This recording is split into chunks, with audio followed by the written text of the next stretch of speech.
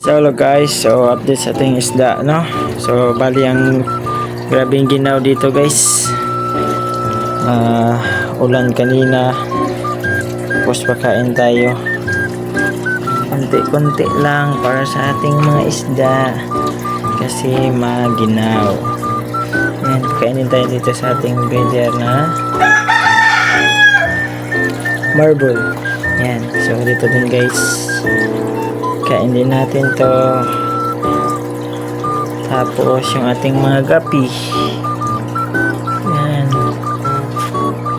gapi, pati yung muli dito, second batch pa, yung laki na guys, malaki na dito, mga fry, all female. Yan, no? Yan, sabay na din natin to yung mga grow out natin guys. Di standard yung tank kasi kulang. So yun, no?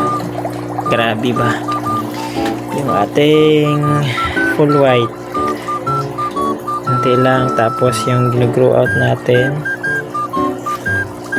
I mean grooming, yan.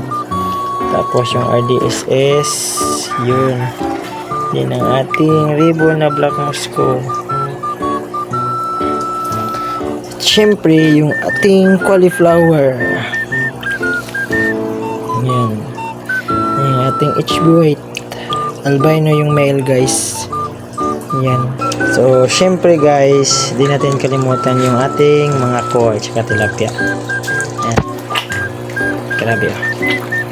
Yan yung koi natin, tapos dito yung mga tilapia. Yan,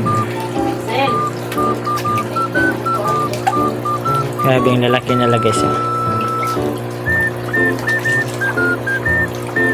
Okay, yan lang kasi maginaw. So yan lang guys na sa update sa ating fish farm ngayon. So salamat sa laging panonood. Bye, happy fish keeping.